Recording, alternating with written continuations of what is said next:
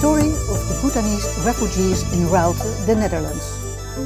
This is the story of the people from Bhutan who now live in Raalte, the Netherlands.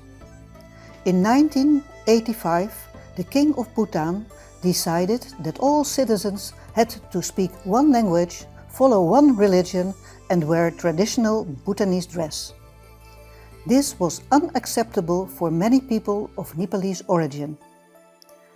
When they protested against these laws and tried to resist them, the government began punishing them. As the punishments became increasingly severe, they fled to Nepal in 1991. There they ended up in refugee camps together with around 120,000 other Bhutanese refugees. Fortunately, the United Nations came to their aid and helped improve the living conditions in the camps. Nevertheless, there was still very little hope for the future for the people living in the refugee camps. In 2008, the United Nations High Commissioner for Refugees, the UNHCR, launched a third country resettlement program for Bhutanese refugees. Through this program, they were allowed to resettle in other countries as invited refugees. Many moved to the United States, Australia and several European countries. In 2011, 30 of them arrived in Raalte. They were warmly welcomed by the mayor and have since found their place in the community. However, around 6,000 people still remain in the refugee camps in Nepal. Since 2005, United Nations High Commissioner of Refugees had gradually reduced its direct humanitarian assistance in the camps. From 2015, World Food Programme also scaled down food support. As a result, it has become increasingly difficult for many of the remaining people to support themselves. That's why Amber Singh Subha, together with friends and family, founded the foundation Displaced Himalayan Forum in 2017. Its goal is to provide microloans and support livelihood activities, helping people build their own future and become self-reliant.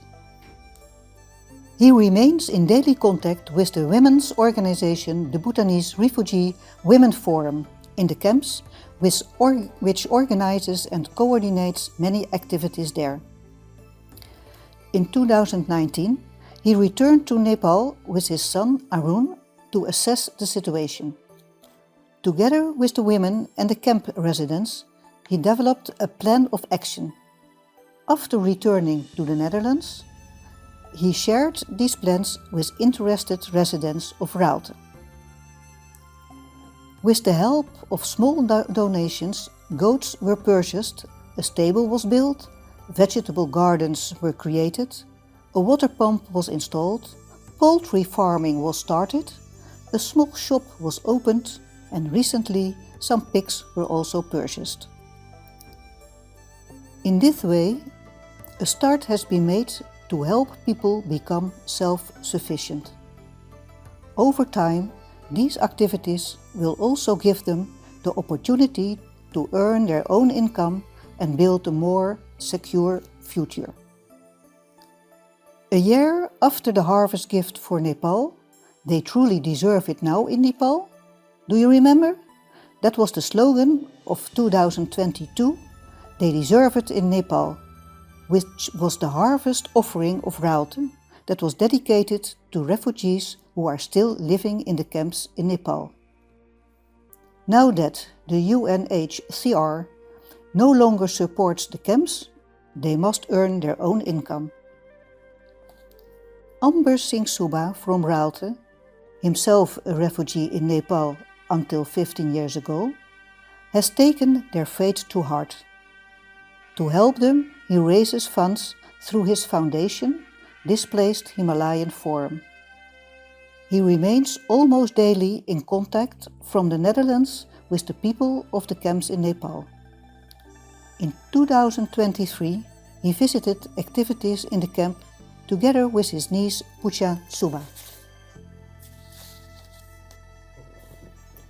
With support from the foundation, the Women's Committee, Bhutanese Refugee Women Forum, carries out the project in the camps. Thanks to the proceeds from the harvest offering, 31 families, a total of 139 people, were able to start working. They are now truly earning their own living in Nepal, with vegetable gardening, goat farming,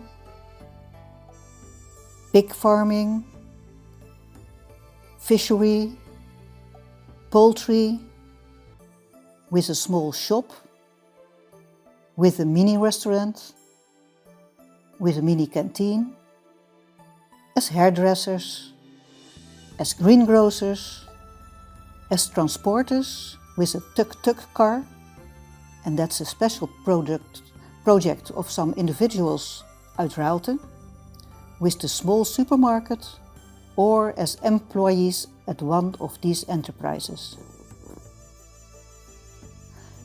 The activities are still under development and are being expanded, including more families. The main goal is to support the needy families to be able to support themselves. Surely it takes time, so it is important that funding is available for the long term. We therefore hope for continued donations. In addition to agricultural projects and small shops, the Dhaka weaving workshop has now also been revived in 2026. The handlooms from the old stocks had become unusable because of many workers had moved to the third country resettlement. Thanks to the support provided by donors, the workshop has now been renovated. There are currently 10 handlooms in operation.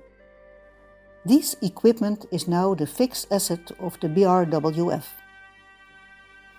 A number of women are now receiving training in different Dhaka cloth weaving techniques. A skilled instructor has been partly hired and paid for this purpose. 10 women are now working in this workshop and have started earning their own small income. Materials have been bought with the help of supported funds and contacts have been made with wholesalers. Products are made available to sell from the production center. It can also be sold in the surrounding areas. Scarves, bags, sari cholo, that's women's clothing, and other items are now being produced. But there's still much more to be done. More women want training, additional materials need to be purchased, and the market needs to be expanded. Many women would also like to work from their own homes, which means more handlooms are needed. Together, we can support this development. Thank you.